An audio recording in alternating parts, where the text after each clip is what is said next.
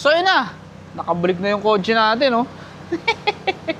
So ngayon pa lang siya mag-New Year, no? Ngayon pa lang magsisimula yung 2026 niya ng maayos. Kasi, di ba, nasira nga siya noong January. So inabot tayo ng halos 2 months para mapaayos natin yung kotse natin, no? Dalawa yung naging problema. Una yung tranny, bumigay na. Pangalawa yung exhaust, catalytic ko. So ngayon, as of the moment, ngayon, yung catalytic ko, durug-durug ang laman. So ito yung tunog ng exhaust ko ngayon.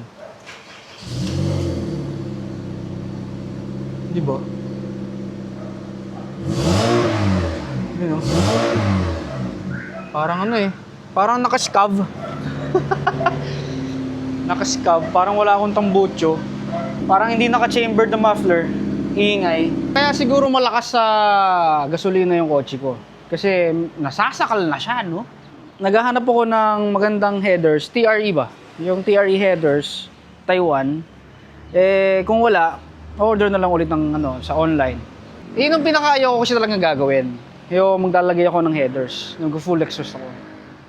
Pero since kailangan na talaga, gagawin na natin.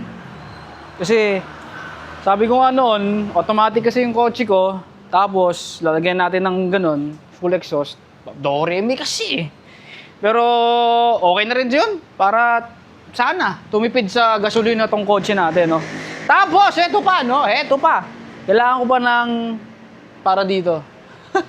Kasi as in, bubuin ko na siya parang kotse na talaga ulit. Kasi yun, no? Kala mo, racing eh. Walang reserva ba? So marami pa rin akong aayusin kasi bibili pa ako ng spacer na 20mm na walang kasamang stud. Kasi pagka bumili ako ng may stud, sayang yung ARP ko. Eh hindi ako pwede ng walang spacer kasi nga, ayun o, malapit na eh, gabuhok yan eh. Oh.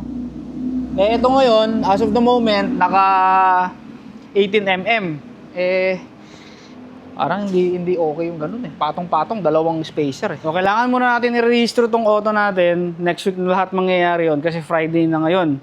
Kung gagawin ko, baka mabitin ako, no? Eto pa, magpapalit tayo suspension, yellow speed, pag ilalabas na ulit natin yung kotse natin, no? Tapos, nag-add ako ng, ayun o, tranny oil cooler. To. Na 6 rows, no? Nagpalit din ako ng radiator na pang 2.0 kasi dalawa yung tube niya, mayroon doon, basta doon, no? So hindi na masyadong mag-overheat yung tranny oil. Kasi yan, ito pa rin yung natin, stock na airbox, tapos CAI, yan, no? Kasi yung mga ganito, yung mga minor issue, ayusin natin yung mga yan. Siguro mga second week ng March, may lalabas na ulit natin to.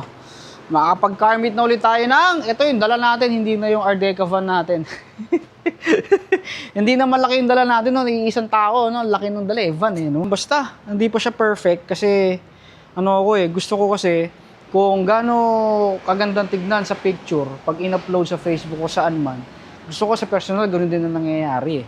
Ayoko kasi nung looks ano yung kasama nila, looks can be this evening. Ayoko kasi ng ganun eh. Sana, meron pa ako ulit na budget para dito. Basta marami pa. Papadetail ulit natin yung kotse. Papakinisin natin yung mags, kulay. Lalagyan na natin yung center cap. Yun. Yun lang.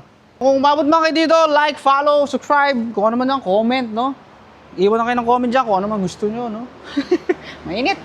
Yun lang, update lang sa non-special FD natin. Pero sana, pag naka-full exhaust na siya, tumipid na siya sa gasolina, no? That's you.